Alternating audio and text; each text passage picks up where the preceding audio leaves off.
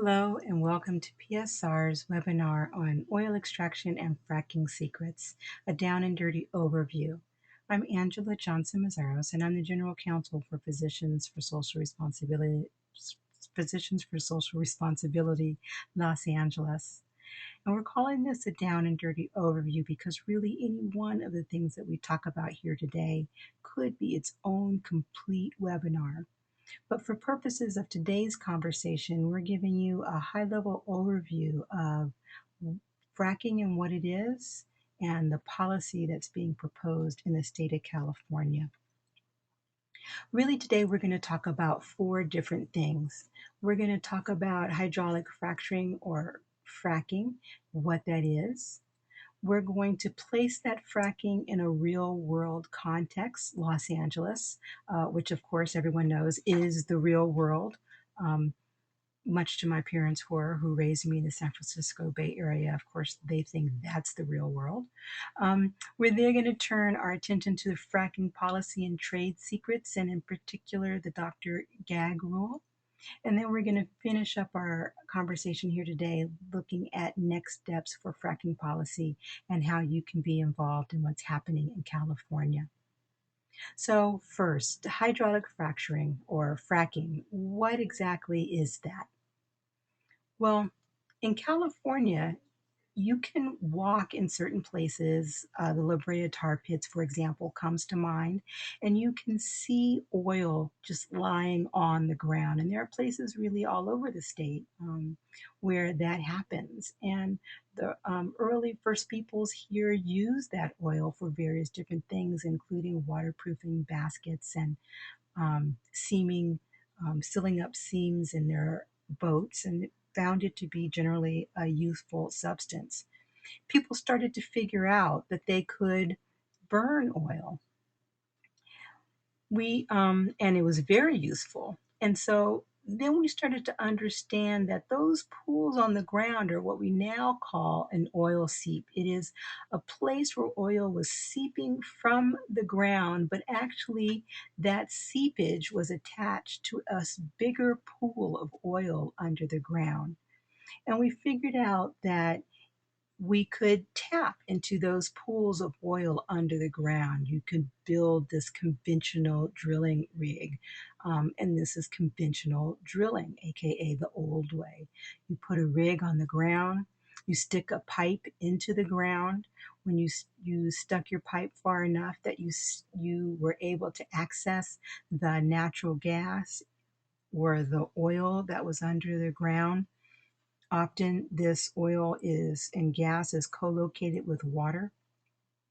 And you would just stick your pipe in there. You would tap into this gas or to this oil, and you would pump it to the ground, and you would capture it, and we would use it for the various different things that people used oil for.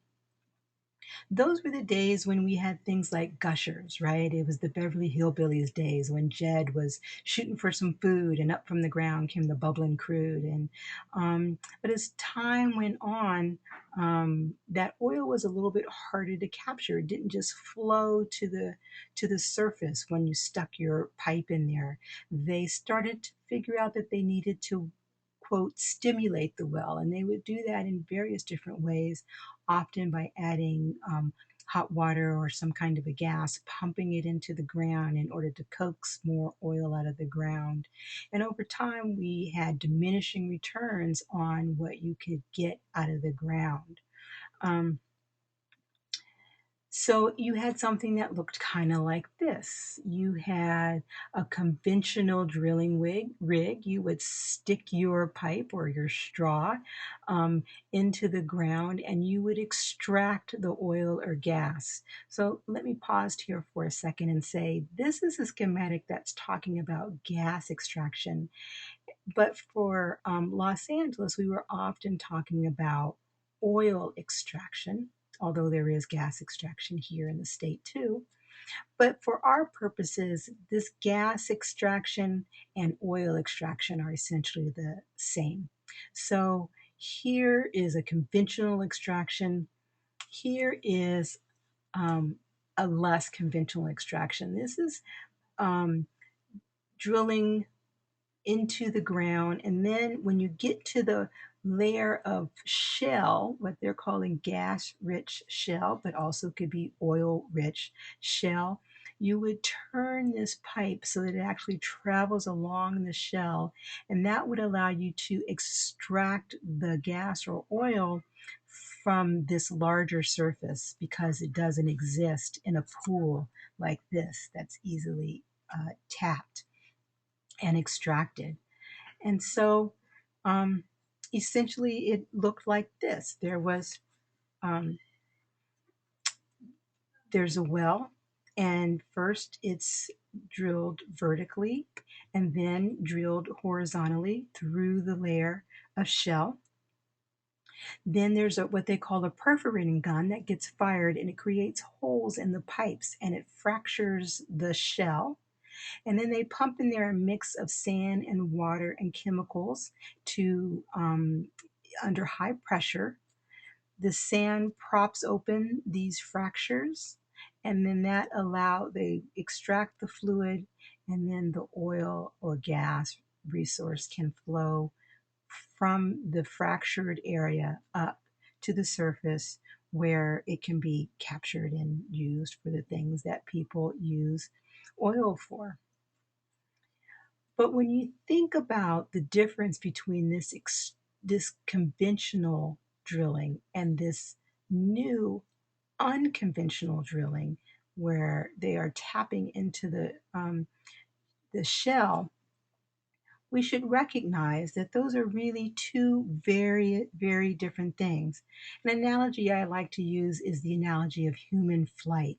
So we can think about the Wright brothers in 1903, and they're making their first human flight. And it's very exciting times, and now humans have figured out how to fly. And then let's think about the Apollo 11 mission to the moon. That was also first human flight in 1967, but it was first human flight to the moon. It was a very different kind of human flight from the flight that the Wright brothers first took in 1903. And indeed, this is what I would consider a really clear example of a false equivalence. Calling the Wright brothers the first human flight and calling the Apollo 11 mission the first human flight, and not recognizing the difference of what it means both in what it takes and the scope of going to the moon, is problematic. And the difference between unconventional and conventional extraction has that same kind of problem. And there's really four different things that have happened that have allowed the movement, the transition from conventional drilling to unconventional drilling to really take hold. Those four things are directional drilling, the use of high volume fluids, the creation of slick water, and the advent of multi-well drill pads. And we're going to look at each one of those a little bit in turn. So in total, people call this multi-directional high-volume slick water fracking, which is convenient because, of course, it names all the pieces that we're talking about here. So directional drilling. We saw in the little video, what happens is you drill straight down, and then when you get to the shell, you actually turn the corner and you drill in a different direction. You can drill out from any direction from the surface, not just straight down. And the advantage of that is that it allows you to cover every bit of space under the area where you are drilling. This is a sort of oddly shaped cutout of the Dallas-Fort Worth Airport. And it's showing us the unconventional extraction that's happening underneath the Dallas-Fort Worth Airport. And these red and green lines show us the direction of the pipes that are underground extracting mostly natural gas under the airport right now, and it's showing us these well pads, and from each of these well pads is coming um, multiple pipes, and they are spaced out in order to really extract every bit of the gas that is under that area. The second thing is high volume fluids, the use of high volume fluids. And when we talk about high volume water use to engage in this unconventional extraction process, what we're talking about is a lot of water. So here, the Western Resource Advocates have put together this brochure that shows us that one frac job uses about 2 to 5 million gallons of water, and that's an average from what's been happening so far. And we should just note that once this water is used for fracking, it's essentially lost forever. That is, the water is so polluted that it can't really efficiently be cleaned and returned to any kind of service. And indeed, this water mostly is pumped into wells underground, with the notion that it'll be stored there forever, never to be used for anything other than causing earthquakes in the area where the water is being reinjected.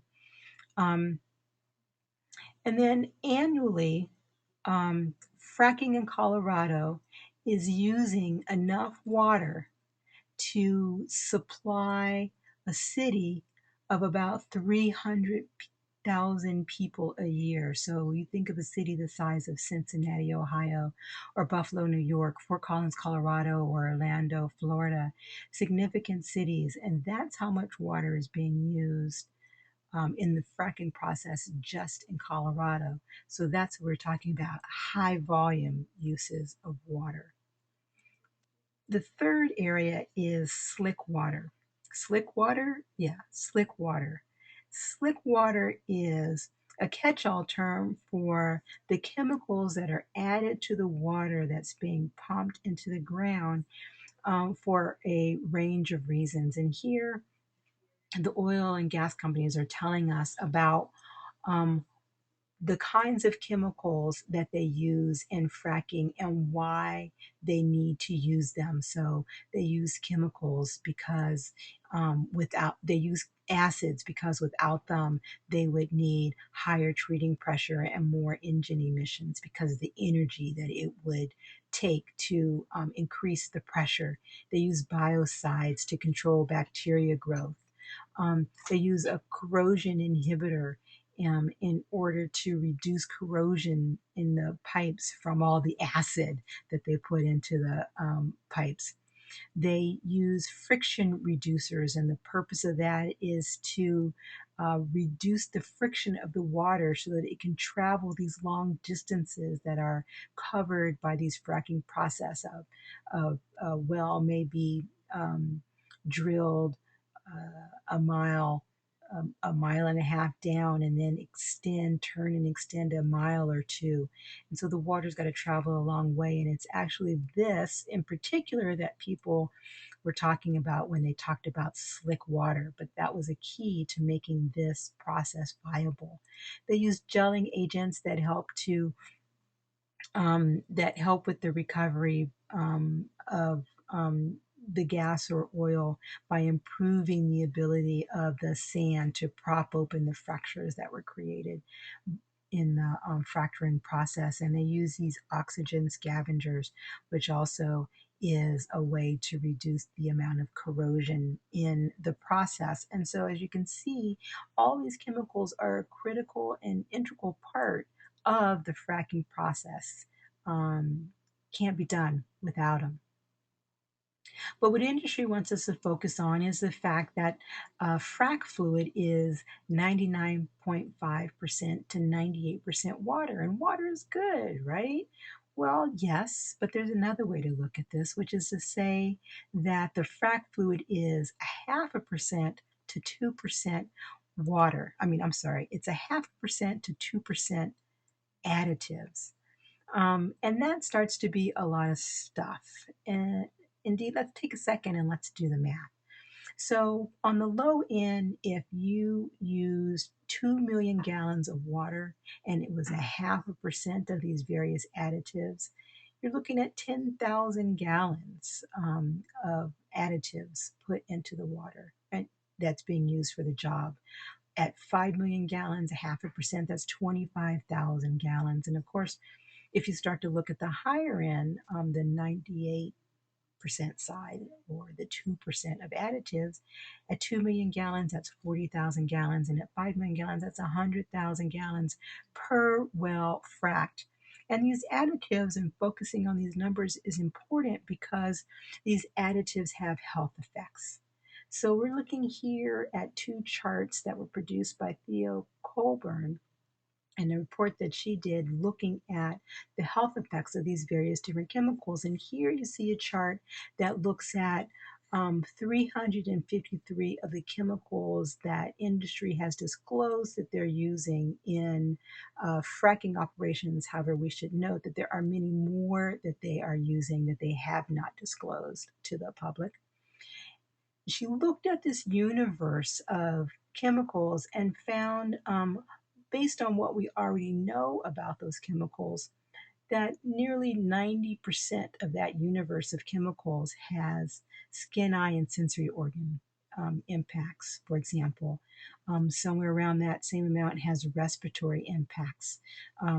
80% have gastrointestinal and liver impacts. You can see there's a wide range of all these body systems that are impacted by the use of these chemicals: brain and nervous system, immune system, kidney system, cardiovascular and blood, cancer, mutagenic, endocrine disruption, and other. And all of these are in the 30 30% range is sort of being the low, and 90% range being the high. These are the health impacts we know based on information we already have about the chemicals that the industry have already disclosed they're using in fracking in these fracking processes. And Dr. Colburn also looked at the specific chemicals that were used in a specific well. So the other chart was a larger set of things that could be used in any fracking job. But because there was a blowout of this well in Wyoming, we got information about the particular chemicals that were used in this particular well. And as you can see here, the chart overall matches the previous chart, but we've got a little bit more resolution. So here, 90% of these chemicals had impacts on skin, eye, and sensory organs. 100% had impacts on respiratory systems, and on down the line here. And let's also note, when we look at these body systems that are being impacted by these chemicals, there are some that are short-term impacts: skin, eye, and sensory organs, for example, eyes watering, hives, rashes, the like, respiratory problems, shortness of breath, those kinds of problems. That may be a short-term impact of being exposed to these chemicals. But there are also all these impacts down here that will have long-term effects, and the effects of being exposed to these chemicals may not present themselves for years after the fracking has happened. And that's why we need to be really thinking about the chemicals that are being used and how they're being used and where they're being used. It's these health effects that makes those questions very important. And then finally, of the list of the four things that have changed, that have allowed the movement from this from conventional to unconventional extraction, it's the use of uh, multi-well pads, these drilling pads that can host multiple wells. And so you can see here, they have a pad on the surface, and from that singular pad, they can have multiple wells that are drilled, which then use the directional drilling technology to cover large parts of the shell that is underground. And this is really an efficiency development. It's this efficiency development that is the reduction of costs of engaging in this behavior that was one of the keys allowing the oil and gas industry to transfer from the conventional to unconventional drilling techniques. So that's our quick look at fracking and what it is. Let's move to the second part and talk about fracking in the real world, fracking Los Angeles style. So we've seen these pictures from the East Coast of these fracking pads out in previously unspoiled areas.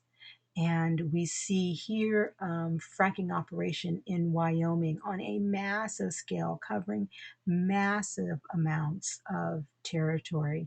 And the thing to note about both of these pictures is that this activity is happening in a very rural setting. Here's some housing here, but this is really basically a rural setting. When we talk about fracking in some place like Los Angeles, we are talking about something completely different. Los Angeles is underlaid by the Los Angeles County area is underlaid by many oil wells. There are a few here in San Bernardino and Riverside County, a few here in Orange County, and a large number that are in Los Angeles County. All of these areas being very highly populated, dense urbanized areas. For the purposes of this conversation, we're going to focus on the Los Angeles City oil field, which is very near downtown Los Angeles. Um, so let's take a look at this. So in Los Angeles, we've been extracting oil from under the ground for a very long time. And here's a picture of the Los Angeles oil field somewhere around 1900. And as you can see, these are the conventional oil rigs, and they are just interspersed on the landscape with housing and people and domestic animals, a dog or a cow or something. And that's the way we did it. We did our oil extraction right in the fabric of the city. Here is the Los Angeles oil field, a picture taken from above, and this is from 1994. And each one of these white dots represents a well that used to exist but has been abandoned and capped in order to turn this area into a housing development. Essentially, what happened is as oil prices went down and housing prices went up, many of these oil fields who were not in the Jed Clampett extraction days, but the extraction had really gone down. The extraction rates had really decreased over the years. Those places sold off their oil wells to housing developers, and they developed housing in these areas, and they capped these wells and built housing. And in fact, that same corner that we looked at in the first picture of the Los Angeles oil field, this is that same corner in October 2002. And as you can see, it's been developed into what looks like a regular urban neighborhood in Los Angeles. And you can't tell from these pictures, but in fact, several of these homes still had operating oil extraction happening. And this is something that's people who know the Los Angeles area know is relatively common. You can go to places like Culver City and different places around the region where you can see oil extraction happening right in the urban fabric. And this is the Los Angeles oil field from another vantage point, looking at it in 2011. And by this point, there's only one active oil well in this red area, which represents the boundaries of the Los Angeles oil field. And each one of these little black dots is representing a oil extraction point that used to exist but no longer is being used to extract oil. And you can see here that just for purposes of locating yourself on the map, this is Dodger Stadium. So very densely populated urban area. And with the advent of fracking, something like the Los Angeles oil field may well be a target for return to life, productive life. So sometimes oil fields look like this, where the field has been abandoned and is now covered with housing. And some of our oil fields look like this. This is the Inglewood oil field in the Baldwin Hills area of Los Angeles. And here you can see the outlines of the oil field, which is still very much an active oil field. And while the oil field itself has not been turned into housing, you can see that there is dense urban housing all around the borders of the oil field. Um, and sometimes our oil fields look like this. This is a community in the Figueroa corridor, and here there is oil extraction happening today. And you can see this site, this oil extraction site, which is drilling vertically out from this area, out underneath the homes here. This site is actually shared with the Frank Lanterman High School. And just to orient you a little bit on this map, this is St. Mary's College here. And the community that's surrounding this oil extraction site has complained extensively about the negative impacts of having this site right here in their neighborhood. So that's fracking in the real world, Los Angeles style. Well, fracking is happening, or oil extraction is happening, and the possibility of fracking is very real right in the fabric of the urban environment. And so when you've got an issue like fracking and you've got the real world question, then you've got to turn to fracking policy. And in particular, we're going to look at fracking policy, trade secrets, and the Dr. Gag rule.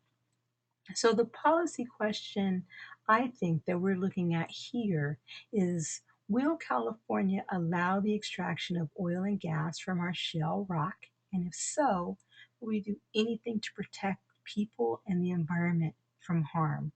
And when you start looking at broad policy questions like that, then you're going to end up in Sacramento. And indeed, in this legislative session, there's been 10 bills introduced, all focused on some aspect or another of fracking. One addressing permitting, one bonding levels, one explicitly looking at disclosure and trade secrets, 3 moratorium proposals with various different conditions for when a moratorium would be lifted, 3 looking at water quality and water disposal. And then there's one omnibus bill that's been introduced to rule them all that really touches on most of these issues.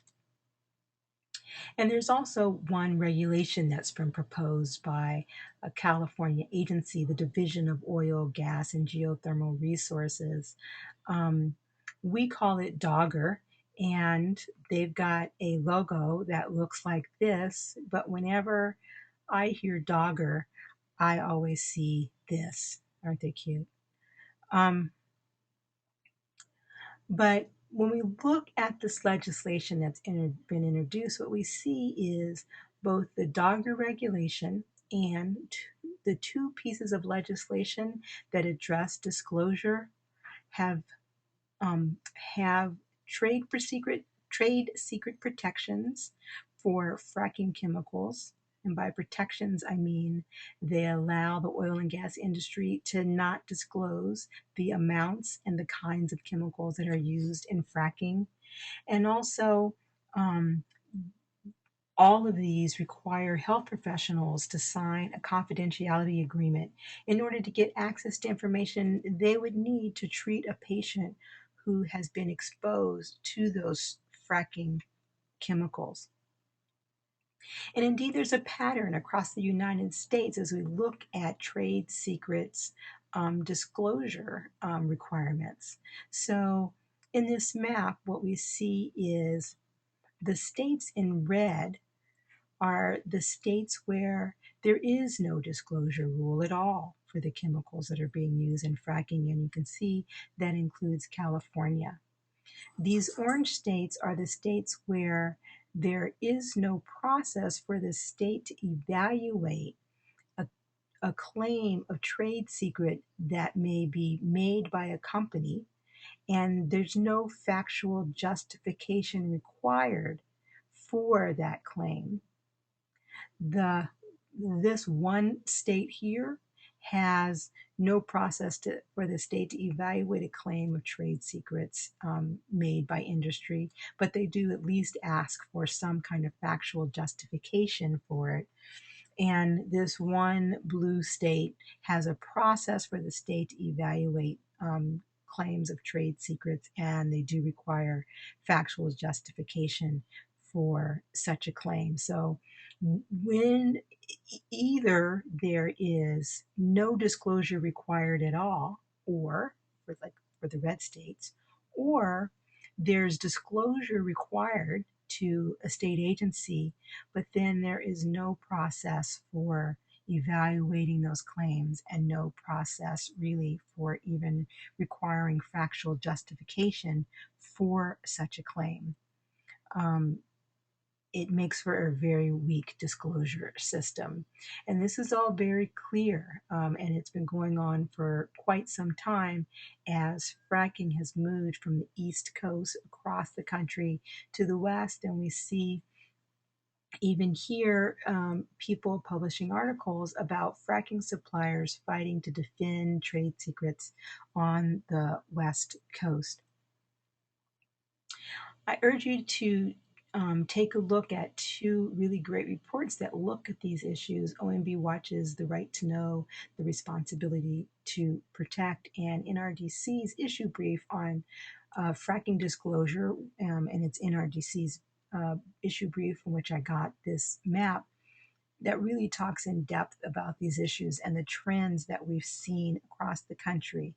And really, it's no mistake that that is the trend that we see. There's been two big players in the question of what disclosure is going to look like across the country that I just want to point out quickly. One is ALEC, the American Legislative Exchange Council, which is an organization that's dedicated to these principles of limited government, free markets, and federalism. Their board of directors is really almost exclusively Republican state legislators from around the country, and they work to advance these principles of free market enterprise, limited government, and federalism. And one of the core things that they do is they get together and they write model legislation. And they have offered they've got a lot of model legislation that you can see on their websites. And some of the things you may have heard of before is this No Sanctuary Cities for Illegal Immigrants Act, which was the model for Arizona's immigration law. You may not have heard, but they were very hard at work on coming up with this Electricity Freedom Act, and that is a piece of model legislation that a state could adopt that would repeal that state's renewable energy standards. They took a very strong position opposing the federal healthcare law and developed model legislation for keeping states out of the healthcare framework. And when they turned their attention to the disclosure of fracking fluids, they also produced a piece of model legislation. And that piece of legislation really had 5 components to have disclosure occur to an industry supported website called frackfocus.org, to narrow what kinds of things have to be reported, to ensure that there's a procedure in place for claiming trade secrets, although not necessarily a procedure in place for evaluating those claims, to limit who can challenge the claim of trade secret, and to allow for the release of information to doctors only after signing confidentiality agreements. Um, and each of these components shows up in the California proposed regulation and the two pieces of legislation that are pending right now before our legislature. I also want to note that there's another really important player in this conversation, which is Halliburton, a corporation that you may have heard of before. And they use the same Jed Clampett analogy from the Beverly Hillbillies. And they say if oil still came out of the ground like that, they wouldn't have needed to pioneer a well stimulation technology known as hydraulic fracturing. And in fact, Halliburton is one of the primary suppliers of the chemicals that are used in fracking and one of the primary contractors that do fracking at well sites all over the country and indeed all over the world. And they've been very active in ensuring that the components of the model legislation are put in place across the country. I also want to point out that all of this conversation fits in a trend that these authors identified in this piece in the New England Journal of Medicine, of what they identified as being legislative interference with the patient physician relationship. Various different ways that legislatures have um, what they call interfere with the relationships that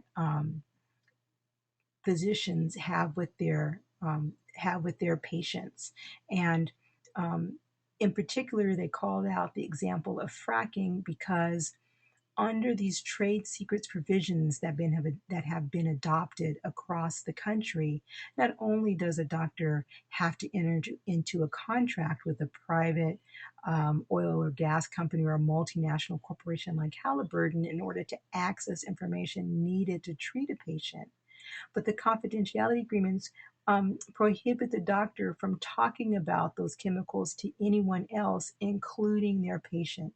And they've called that out as what they consider improper legislative interference. They call it a gag rule, and so do we at PSR-LA. You can find that letter. You can link. We've linked to that letter at our website if you want to read the entire letter. So here we are in our process. We have looked at fracking, we've looked at what it looks like in the real world, and we've looked at the policies that have been introduced in Sacramento that are looking at many different things, but that importantly are incorporating the trade secrets and the Dr. Gag rule that have been developed and model uh, legislation and is being moved across the country in order to limit the public's understanding of the kinds and the amounts of chemicals that are being used for fracking, and thereby limits our ability to understand the health and the environmental impacts of fracking, both in the short term and certainly in the long term. So, what are the next steps in policy making? Well, um, the, in California, we're very lucky because we've got the benefit of both hindsight, looking at what's happened in the states where legislation has been adopted before, and foresight. We can set our own path. And because we have here our own battle around trade secrets and Dr. Gag rules, we at PSR-LA have introduced our Don't Gag Docs campaign. We're trying to make clear to decision makers in Sacramento that it's not proper, first, to extend trade secrets protection to the oil and gas industry so that they can hide from public scrutiny the kinds and the amounts of chemicals that are being introduced into our environment and thereby into our bodies. And we certainly think that it's improper for the legislature to require doctors to sign contracts with private corporations just so that they can provide competent medical care to their patients. And then lastly, one of the side effects of these confidentiality agreements and of these trade secrets protections is that essentially you foreclose the ability to have public health research, to have um, epi studies about the long-term impacts of exposures to different kinds of chemicals, and to understand their impacts over the long term. And so we have launched that campaign, and we're going to be very active in Sacramento. We're going to be very active with the general public, putting out there our message loud and clear. And we're hoping that you'll engage with us. And in fact, there are 5 things that you can do right now um, in order to be a part of this campaign. The first thing you can do, we urge you to do, is to bookmark our site at PSR-LA.org and check it often. That'll be where we'll have the most up-to-date information about the activities in our campaign, um, petitions you can sign, letters you can write, things that you can send out to your social and other networks. So, number 2 is to spread the word. Tweet out under the hashtag Don't Gag Docs and hashtag Fracking this information so that people you interact with can know about this fight. Um, Shining a light on what's happening in Sacramento is always an effective strategy for getting people to do the right things. And you should like us on Facebook. PSR-LA is on Facebook, and you can track our activities there and participate in our activities there. You can donate to support our work because seriously, we're taking on the oil and gas industry, and there are resources that they are bringing to bear here in California that are substantial. You can right now sign our petition. We've got a petition up on our site that is directed at the director of the Department of Conservation, which is the agency within which Dogger sits, making clear that we reject the notion of trade secrets and Dr. Gag rules in the Dogger regulation. And then finally, make sure you're a member of PSR-LA. If you're a healthcare professional, sign up to be a health ambassador. And we intend an active campaign with our health ambassadors, going to Sacramento, writing letters, op-eds, everything that we can do to bring this matter to the public attention. And if you're not a healthcare professional, be a supporter. And you can join us too as we're talking to decision makers and talking to the people of California about the choice that lays ahead. Help us with our Don't Gag Docs campaign. So thank you so much for looking at our slideshow here, our Prezi presentation here, and don't hesitate to contact us at PSR-LA to become engaged and to find more information about what's happening and to track the policy that's happening in Sacramento. Thank you so much.